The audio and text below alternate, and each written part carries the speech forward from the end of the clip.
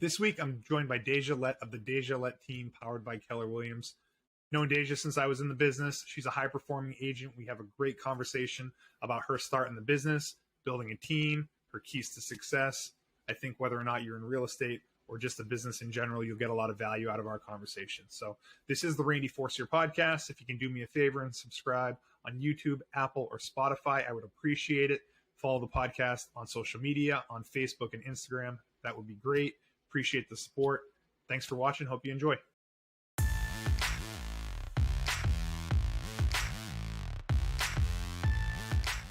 Okay, I'm joined by Deja Lett of the Deja Lett Team. Hey, how you doing? Hey, Randy, how are you doing? I'm doing good. Thanks for joining me. Thanks for having me. I'm excited to be here. So I think your name is synonymous with real estate in the Biddeford, Saco, Orchard area. So I wanted to talk to you all about that, your business, how you got into it. So why don't we start with that? Give me some background. So I was a military wife and stationed in Key West in 97 through 2000. And I became an assistant to the #1 agent down in Key West. So that's how I started in real estate. No kidding. And I became really familiar with like systems and processes and kind of got obsessed with that part of it. I moved back to Maine and started working for an oil company. And I just really wanted to have that freedom and flexibility with young kids. So I just thought, well, maybe I'll get my own real estate license here in Maine. And I did in 2003. So I've been licensed in Maine since March of 2003. So I'm coming up on my 20-year anniversary. That's crazy. Yeah. Are you originally from Southern Maine? I'm from Portland. Okay. Yeah, from Portland. So coming back to Maine was coming back home. Right. Yeah, it was definitely coming back home for me. Yeah, I was only there for a couple of years and I really did miss being home. So yeah, I came back and I got my license March 2003. Yeah. Yeah, that's crazy. So you've been in business a little bit longer than I have, but ever since I've been in business, I think in 2008, we've known each other. So where did you start when you came back to Maine? Did you start at one of those big local companies? I actually started with Great American Realty in 439 Main Street. They were located there. And my first year was interesting, to say the least. I was pregnant with my youngest son and quit a job that gave me benefits and a weekly paycheck and just decided I was going to jump into it. And my family thought I was crazy. Did they? Yeah. Absolutely crazy. Yeah. They were like, why would you give up that for like an unknown paycheck? But I just saw this sense of freedom with my schedule, which gave me the freedom to be there for my kids, you know, when they needed me. Yeah, the flexibility part is huge in our business. It's huge.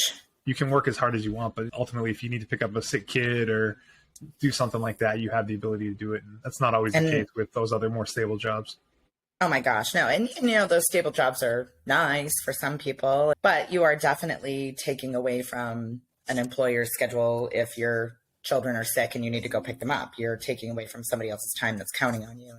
And with real estate, I could still answer the phone. I could still jump on my computer. You know, nobody needed to know that I was home with a sick kid. Yeah. They don't know that because you're still serving them. So, yeah. So you were a sales agent for... I was a sales agent for the first 2 years. Then I went over to All Points. That was in Scarborough.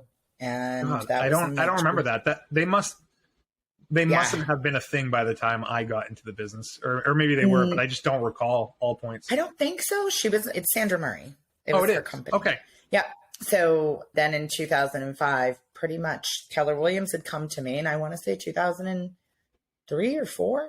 Yeah. And they were coming after the agents that, you know, good agents that really wanted that training. And pretty much everybody in the office left and went to Keller Williams, including Sandra within a year herself. Yeah. So she came too. Yeah. So I guess, and that's the reason I don't recognize that All Points brand, because that kind of folded up and she joined KW. So KW's been around for 20 years too.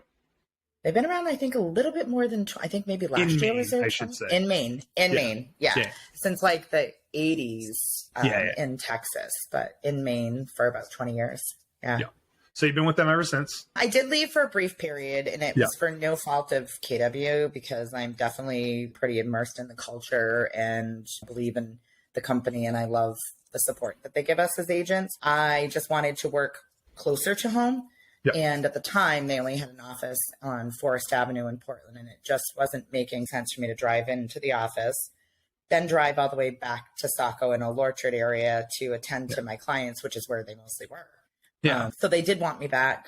I did want to be back with them. So the agreement was if I helped them get about 5 agents to join me, they would open an office in Saco. And I absolutely knew that they liked that location. So I knew if I didn't get anybody to join me, they were probably going to take that location, which they did. So you were able to pull some people with you, though. I did. I brought a few agents with me. And then we opened up on Main Street in Saco, and that was in 2011. But I had already been back with them for about a year. But my job was to work to build that area up. So, And that's when the Deja Lett team started. That is when the Deja Lett team started. And that was interesting because I went out to California with another coworker from Keller Williams, and she introduced me to an agent named Ben Kinney. So if you don't know much about Ben Kinney, if you look I have heard that name before. He's a very big deal. Yeah. And she introduced me to him, kind of being like, oh, she's one of the top agents in our office, and she sold 30 homes last year. And 30 homes is like a big deal. And, this was in 2010. And he said, well, oh, wow, my team closed 250 homes last year. We're on track to close 500 this year. And I literally don't think I heard anything he said after that, because I was like, and I just realized you don't succeed at high levels like that without other people. Mm-hmm. So born was the idea of there really wasn't a lot of teams in Maine. There was very few. And I thought there's no way with the amount of myself that I put into a transaction and a relationship with a client that I would ever be able to do those kind of numbers. But I wanted my systems and my standards and all those things to be able to help that many people, or at least more than I was doing. So I was like, I'm going to start a team here in Maine. It seems like Keller Williams is one of the right places to start a team, right? It seems like they absolutely promote that and encourage people to start teams. Like a lot of the bigger teams that I can think of in the area are at Keller Williams. Absolutely. And honestly, Gary Keller's book, The Millionaire Real Estate Agent, really spells out exactly how to do everything real estate to be successful. I mean, it is the real estate business template on how to have a successful real estate business, how to have a successful team. The only problem is all of us read it and then we try to add our own spin to it. And we try to maybe skip a step, and at the end of the day, you're always like, oh, gosh, if I had just done it. And when I say skip a step, let me rephrase that because I wouldn't want anybody to think I was being irresponsible. Yeah. He always says, hire your assistant first. Yeah. And I was a really good lead generator and was pulling in 300 to 400 leads a month. I didn't need an assistant. I needed a buyer's agent, somebody to help me field through those leads, right? So I hired the buyer's agent first. I did it the opposite way. Trial and error. It doesn't sound like you're recreating the wheel when you do that. It sounds like you're just kind of rearranging the order that it goes. But you're rearranging the order. Yeah. Exactly. And looking back on it, I think what I would do different now that I know what I know is maybe hire an inbound salesperson, somebody to call those people and really weed them out. Because even if you are getting 300 or 400 people signing up on your website every month, maybe only 7 of them to 10 are actual here and now buyers or sellers, if that makes sense. No, it makes a ton of sense. We've obviously worked together on some of these leads over the years, and it's very much a thing where you have to be on the phone and sifting through those leads and identifying who's hot and who's cold, who's just messing around on the internet. And that takes a body to do that. It takes a lot because you're going to keep calling that person until you get them on the phone. And that could take 10 times, right? And then you get them on the phone for them just tell you, just looking at kitchens. Yeah, right. just like to look at real estate. But that stuff's a numbers game. And absolutely. You just got to kind of keep doing it. Now, how challenging has it been over the years to find those right pieces for your team? It seems like in real estate, people kind of come and go. And, has that been a challenge for you? Or is that something that you've found comes natural or easy? Are you talking about the people or just like the systems, team members, the agents, the assistants? How does that definitely work? A challenge. It is a challenge in the sense of learning how to ask the right questions to find out if those people, there's a whole process that Keller Williams gives us to take people through. It's called a KPA. And it really does tell you where somebody fits in your company and kind of like who's the missing person on your bus. And so I didn't start following that process for a long time. I just kind of went by, so-and-so needs a job doing, some admin paperwork. And as long as I could train them and they seemed bright enough, that was kind of the path that I went. And over the years, I've realized that just, again, trial and error. So you got to keep the bench warm. You always have to have good communication with several agents, your co-brokes from other companies and things like that. And speaking of your success publicly, socially, in platforms like Facebook and, Instagram, TikTok now, and all these other places, in a way that shows that you're grateful for the success you have and you're humble, but you're giving kind of like a little like, hey, look what I built, right? Definitely. That attracts people. So most of the time people do come to me and ask if they can join my team. Yeah. It's rare that I'm having to go out there to find people. Yep. So, but team members come and go. And here's what you've got to learn as anybody that's thinking of starting a real estate team is as long as when they are with you, you are teaching them how to do real estate properly. And when I say properly, how to speak to your co-brokes, how to treat your co-brokes, how to co-broke a deal to get your client and their client to the closing table, because that's ultimately where they want to go. Being ethical, doing the right things, all that stuff. I'm okay if somebody's on my team for a year and they decide they want to go off on their own and grow and actually encourage and support that. So that's happened several times. But I know that when they were with me, I know that they learned systems, processes, taking care of their clients, playing offense. I call it all the time on my team. I like to use a lot of sports analogies. Yep. Playing offense is calling your client to let them know what's going on before they're calling you to ask you what's happening in a transaction, because that phone call is a minute long, but when they're calling you, it's about 15 minutes long. So just really teaching agents how to care about their clients and stay ahead of the transaction as much as they can, bulletproofing the transaction, being a good co-broke. That's huge. Can relate to all that stuff. Oh, you got it. Yeah. It's stuff's so important. It makes a huge difference in how the transaction flows. Absolutely. Yeah. So you'd say that's the value of the team, right? Providing all of that stuff. All the resources, leads, systems, dialer systems, 2 assistants. I mean, I'm available to answer their questions pretty much whenever they need me. What are the things that you're trying to do different in 2023? Do you have any new initiatives or things that you're trying to improve on or do differently in your business? I'm really trying to break my day down into an hour on of really focused, like whether it's following up on people that have come into my system, hour of client care. I find that I work better in smaller, when they say lead generation and lead follow-up for like 3 hours, like I don't know anybody that can stay on a task for 3 hours. Yeah, 3 hours is actually a long time. It is to do it straight, breaking it up throughout the day and making something more bite-sized, I guess, for me. I feel a little bit more intentional, being more focused on past clients and current clients. And then this year, I want to do a lot more for past clients, being like, whether it's a client appreciation party, things like that. I just really want to focus on the people that have worked with me several times over, that refer a lot of business to me, and trying to keep things smaller. And that's pretty much it. Focusing on local, we've been working on local guides for Saco, Biddeford, and Old Orchard. So we have our Saco one done, where if somebody's coming to that area to move, just kind of giving them a whole guide on places to go, things to do, And there's a ton of people that are. Over the years, there's been a ton of relocations to our area. Absolutely. So I think that's valuable information to share for sure. Yeah, so we've got Saco done. We're almost done with Old Orchard and Biddeford. Obviously, there's a little bit of cross businesses in those 3 towns that, somebody from Saco, wouldn't be opposed to probably going out to dinner in Old Orchard or Biddeford either. But definitely. Yeah, it's very much like a region. Biddeford, Saco, Old Orchard is very much like a tight-knit area. And people bounce around between those 3 towns all the time. And I love those 3 towns.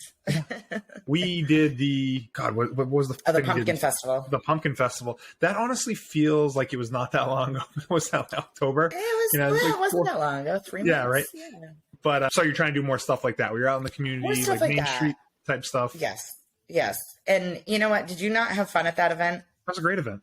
That was a perfect fall day. The sun was out. It was super warm. People all over the place.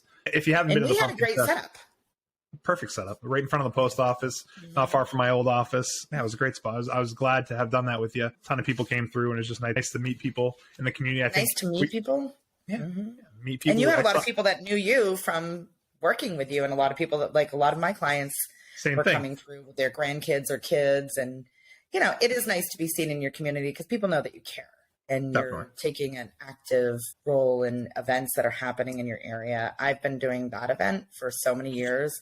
It's one of my favorites. Like I literally have a whole file of where we order our stuff and what to do. And every year I'm like, okay, next year we need more bags stuffed. Yeah. we really went through our stuff very fast. We did. I think every year it grows. Yeah. But yeah, like you said, it was nice to just be out there in front of the public and then see past clients come by and you're just catching up. And it was a great event. So I was happy to be part of that. Nice. I was glad you came with us. Yeah, definitely. What do you think is going on with the market right now? Do people ask you that all the time? Like someone's like, hey, what's going on with the market right now? Is it a bad time to buy? Yeah. How do you people handle that ask question? me that all the time. Here's my perspective. So I've been through, this is like my third shift in the market, I suppose you could say. When the market crashed in 2008, my business grew. And that's just because it doesn't really matter the market you're in. There's always an opportunity for somebody. When you think about the people that are renting and they say, well, the interest rates are high. Well, when you're paying your rent, you're paying 100% interest. So my perspective is real estate is, I think, the fastest means to financial security for many people. And I'll stand on that forever, like my whole career. So I always think that it's a great time to buy or sell. Now, when I think about what's really going on locally, I see it still being very much a seller's market or seller. It's advantages to the seller. Still a lot of areas like the area that we're in, Saco, Biddeford, Old Orchard, you're still seeing bidding wars. I do think that prices are going to soften or they have been softening and continue to soften. So I have a lot of people that are wanting to sell now with the May 22 mindset. They think that they're still going to get that kind of price and that kind of bidding war. And they're not. I mean, if they're still pricing it correctly for the market that they're in now, they'll probably still get multiple offers. I do think it's a little bit more of an even playing field. I feel like more buyers are actually coming back out of the woodworks. They feel a little bit more confident in their ability to ask for some closing costs from the seller or any concessions from the seller. Yeah, that was off the table for a while. You couldn't ask for a closing cost for a period of time. You could barely even ask for anything. I mean, I saw so many buyers waiving home inspections and, in my perspective on that, that's a hard one. I mean, if I'm on the sell side, obviously I love to see that offer, but if I'm on the buy side, I want my buyer to have a home inspection. Yeah.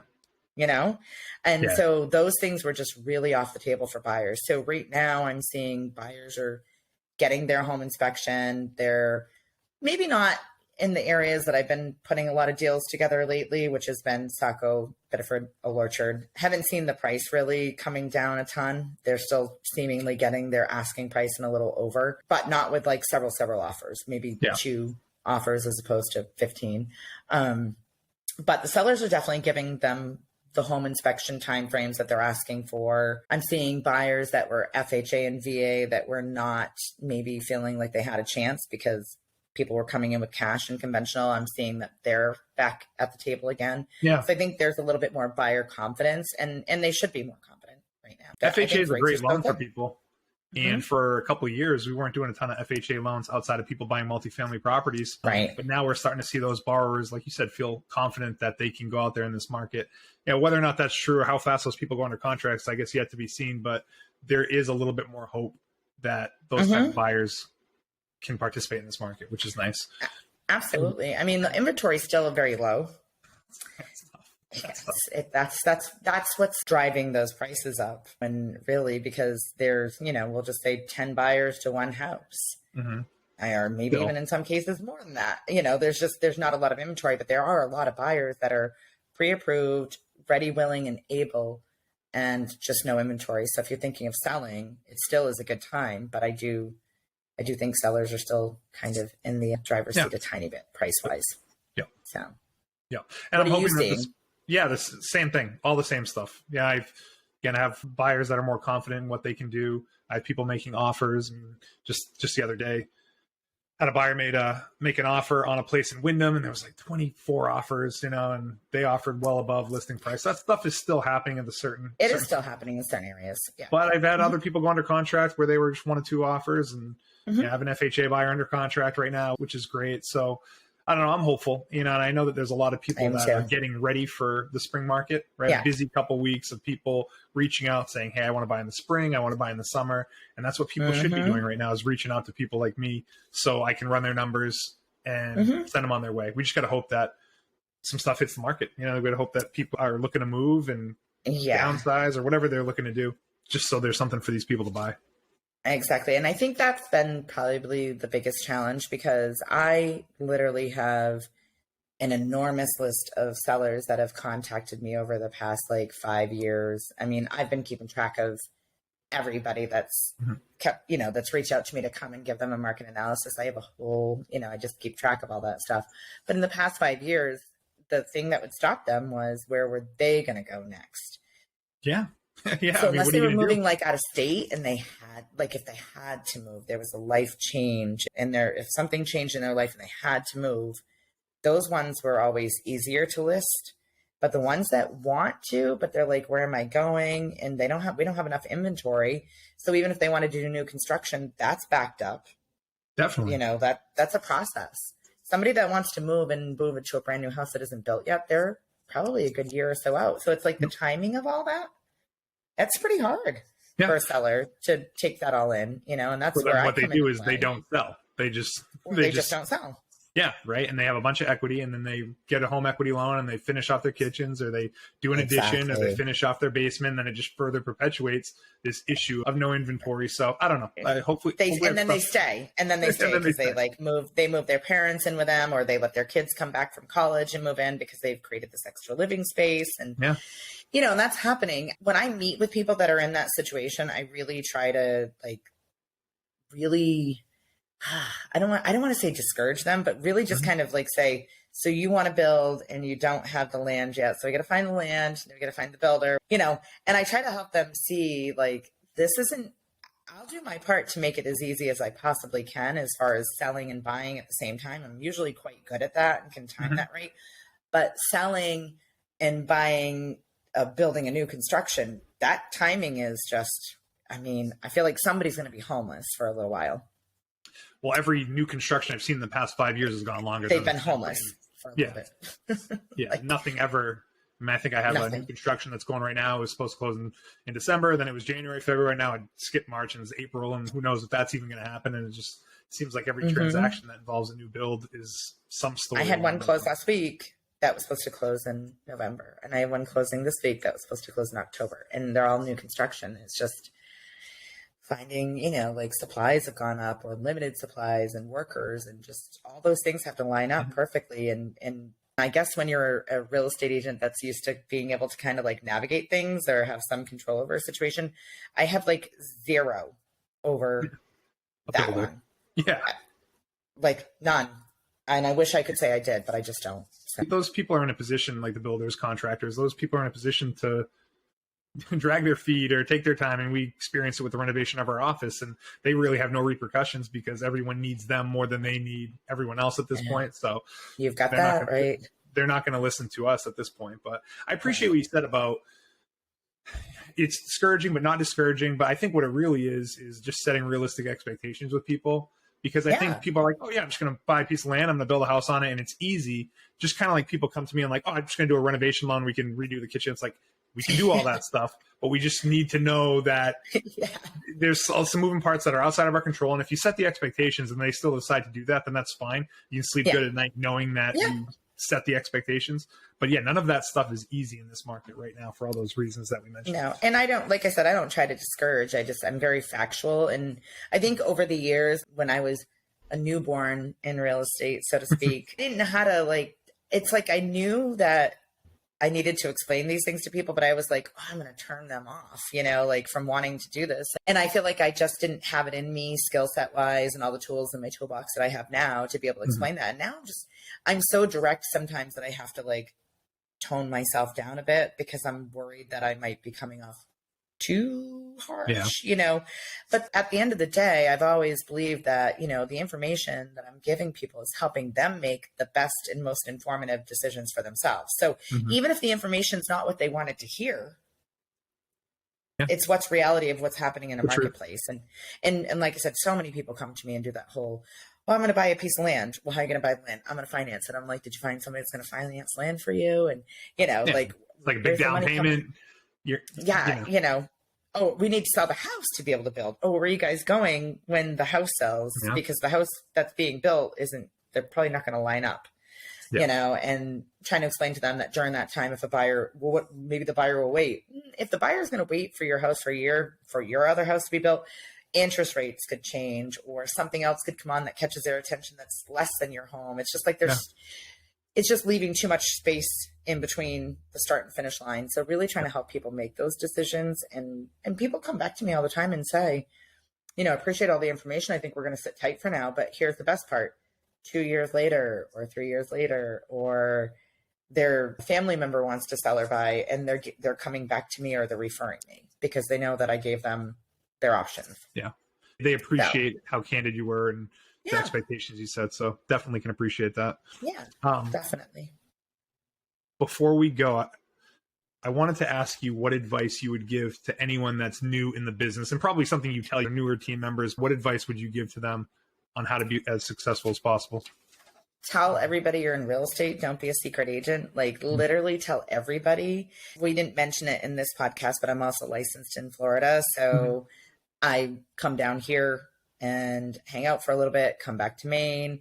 I feel like I'm a brand new real estate agent again with that same energy level that I had when I was a new agent in Maine with 20 years of experience. So it's really cool. Yeah. Talk to everybody. I brought my dogs to the groomers. I left my business card. I tell everybody I'm in real estate. Yeah. And so telling everybody that just don't be a secret agent, tell everybody, talk about the real estate market. And if anybody asks you how the market is never bad. Like, it drives me crazy when people say the real estate market's bad. The market is never bad. There's always an opportunity.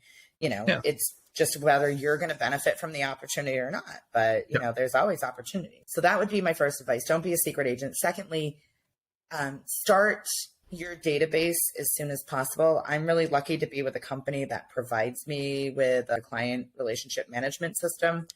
You need to collect people's names and phone numbers and emails, and you need to stay top of mind awareness with these people.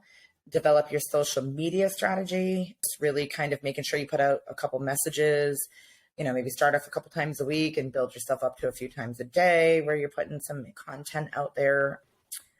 Come from contribution to the people around you and just know that you're there to help them. You are helping people with the biggest financial decision of their life, whether they're buying or selling, and just know that you're there to help people and stay organized.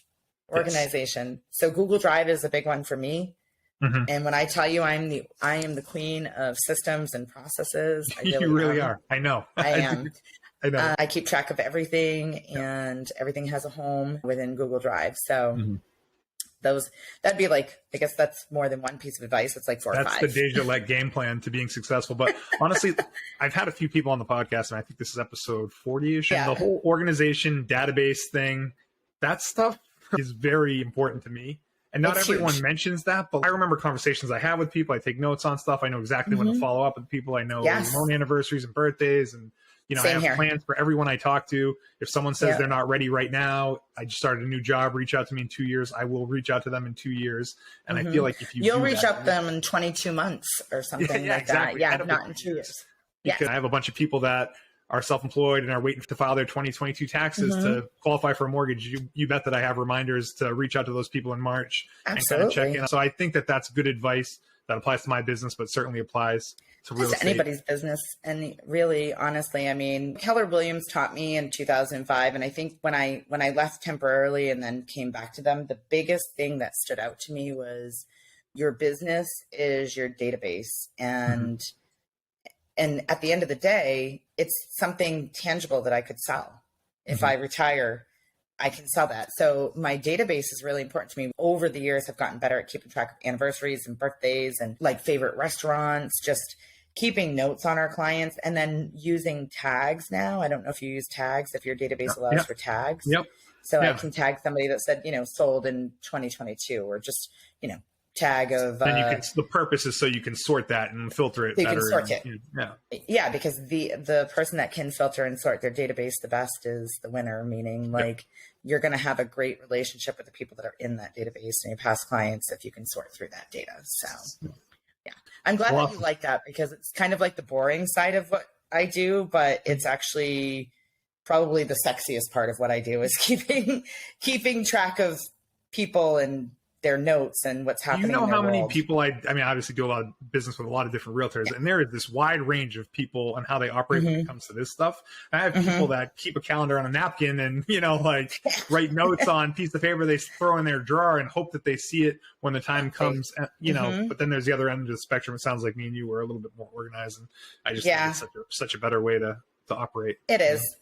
It is. So thanks for sharing that. I appreciate it. And honestly, great conversation. It's fun hearing your whole story and all the success that you had. So I appreciate you coming on. All right. I appreciate you having me. Yeah, we'll do it again sometime. Sounds good. All right. Thanks. See ya.